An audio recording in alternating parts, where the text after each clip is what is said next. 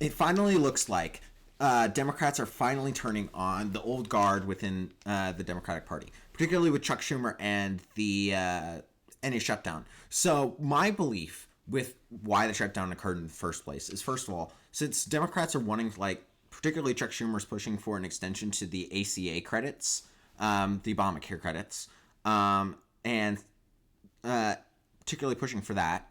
My belief was that, first of all, Chuck Schumer was trying to appease the left wing side of his party because they're the ones that wanted him to fight Trump as much as possible and basically wanted more pushes for healthcare, stuff like that. And now I think their Democrats are actually turning on him now. First of all, because look here, progressive warn against alienating the left and blasting Chuck Schumer.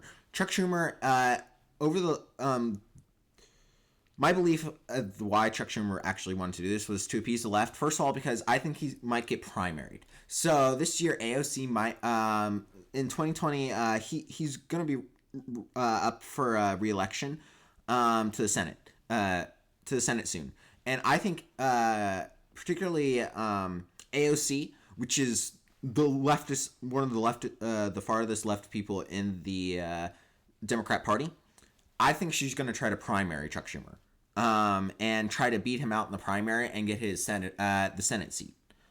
And I don't think Chuck Schumer wants that. Obviously, he wants to stay in power because, even though he's one of the longest lasting people in the Senate, most people don't want to actually give up their seat.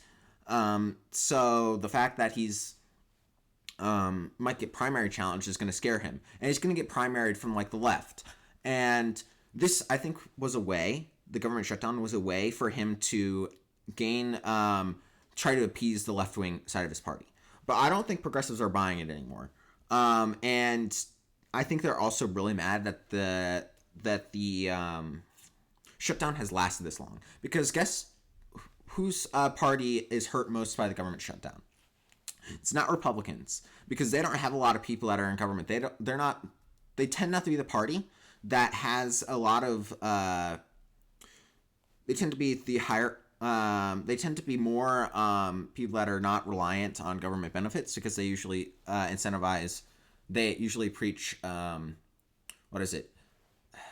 self-reliance and stuff like that. So it's going to be largely more Democrat people, and more people that are in, like, cities that are on, like, government benefits. That's also due to the cost of living and stuff like that. But due to the fact that because the government's also most Republicans wanted to cut the government in the first place, cut a whole bunch of workers. So most people that are government workers tend to be more liberal and support the Democrats because it's in their best interest. So the one side that's actually particularly hurting a lot from the government shutdown is going to be the side on the left, in terms of people that are on the left, in terms of, like, people that are on the left for, like, their economic the voters there, and additionally with the leadership, they're going to be the ones that are most damaged too, because now people on, like, the progressive area realize, people on the left realize that it's going to be Democrats that are holding this up, as Republicans wanted a clean CR, no change in government funding, just clean pass, nothing like that. While Chuck Schumer's the ones that are advocating for an actual policy change. So I think at least some Democrats, at least on the progressive side, are waking up to the fact that Schumer is actually the one that's causing the shutdown, and he's the one that's basically not compromising. As Republicans have argued that we should pass a clean CR. And do not have, like, the shutdown as, like, a hostage in this situation. And then pass a clean CR. And then after we pass that, then we can actually debate other policy. And I think at least a large portion of the people are actually starting to realize, with the fact that they're being held up by mainly Democrats. And particularly with, like, the main Democrat leadership. And that's one of the reasons I think Chuck Schumer's also being blasted, because he's had weak leadership. He's not been able to actually get his goal passed of actually increasing the tax credit. the ACA tax credit, and that shows weak leadership because they're not actually getting what they need, and it's at the expense of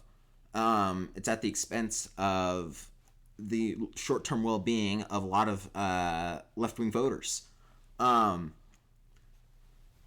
so it's not going to be good for it's not good for Schumer and his like optics for re-election. So I honestly think he will be replaced by AOC in the primary. Simply because, first of all, we as a nation have gotten more extreme, particularly with the left wing party. It's become more and more extreme, more and more controlled by the far left of the party, and they're eventually going to have more. They have more and more power in the primary. So eventually, we will see like AOC winning against Chuck Schumer. It's also the fact that people are just tired of him because he's been in there for so many years. And again, one of the things I addressed earlier, particularly with like Nancy Pelosi and stuff like that, people are tired of career politicians, and that we have these politicians that are in Congress for 40 or 50 years, and they've just been in there and they've stayed in there for that long. And people are tired of that because, first of all, you're not going to see new changes in policy. And second of all, most of the people that are in there for the longest are going to be the most corrupt because they have the most power. As they've stayed in there longer, they have the most connections. And so people generally do not like the fact that people are in there for so long. And Schumer is one of the people that have been in there for so long. So that's another reason I think they're turning on. I'm also, now that the newer generation, particularly Gen Z, is moving up into voting bracket, moving up into being able to vote, and like they're gaining more and more power in comparison to the older generation in terms of like percentage of population. As the older people get older, they pass away, they die, and then the newer generation's being able to vote. So eventually, the old guard is going to be replaced by the newer, more progressive Democrats, and it's going to be similar with Republicans, and it's going to be the younger, usually more extreme portion there. So, yeah, Democrats are basically just turning on the old guard, and I actually, honestly, think the old guard is. I want them gone, since the fact that they've been in there for so long shows them they're easily corrupt, and they've been in there for so long that they're not really promoting any necessary change. So yeah, and I'm just glad that Schumer's actually getting blasted. Now I think Republicans have a bigger issue though. Not with like the old guard and stuff like that. It's more of the issue with Republican Party is like currently splitting, and it's on the issue of Israel, which I don't get why that's such of an issue. We shouldn't really be focusing on a foreign nation, first of all, and why are we splitting over that particular issue? We have one side of the aisle that's extreme, but has Nick Fuentes, that has Candace Owens and Tucker Carlson, while the other we have Ben Shapiro and the other people at the Daily Wire. And I don't know why we're splitting over that particular issue. Now, I get that there's the anti-Semitism that's always been out there on the far, far right. And then, honestly, I think the horseshoe theory is probably true, which is the horseshoe theory is like, people on the extremes are closer together than people that are on the basic far right or basic left or right, which I honestly think that's true. And you can see that with the issue of anti-Semitism in the first place, because the far left is anti-Semitic and the far right is anti-Semitic. So I honestly don't know why we're that's such of an issue. Honestly, I don't think we should deplatform like Nick Fuentes or whatever. I think their voice should be heard in the first place, but I think their beliefs will eventually be beaten out in the realm of public debate. That's if we allow open public debate and we don't shadow ban particular views. And I think that's one of the reasons like Trump ended up like doing so well is because he was actually shadow banned and he was actually persecuted by so many people that people saw that as like um, hypocritical and saw it as like they're basically trying to silence him. And I think that's what happened with mainly Nick Fuentes because he was silenced on pretty much every single platform. And due to that, he gained a whole bunch of new popularity. Um, as people saw it as unjust. So I honestly don't think I don't know why we're fighting over that in the Republican side. We just yeah, I get why we're somewhat fighting over it, as you know, Ben Shapiro is Jewish and he doesn't like what Nick Fuentes said about particularly Jewish people. Um,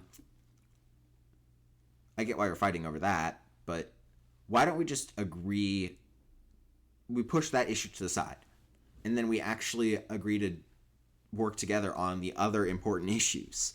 Like, for example, immigration. I think most people on the right agree on immigration's bad, or illegal immigration's bad. And we mostly agree on the DEI stuff and stuff like that. So why don't we just work together and get those done? Oh, I hate that. But at least I'm glad to see more infighting on the Democrat side, too. Because if you see more infighting there, then it's good for Republicans in terms of electoral chances. So, and I'm also glad to see that at least some of the Democrats are actually waking up in terms of how bad Chuck Schumer's leadership is and how bad the government shutdown is for them. So at least I'm glad about that. I really went off on a side tangent there. But anyways, thank you for watching, and I'll see you next time.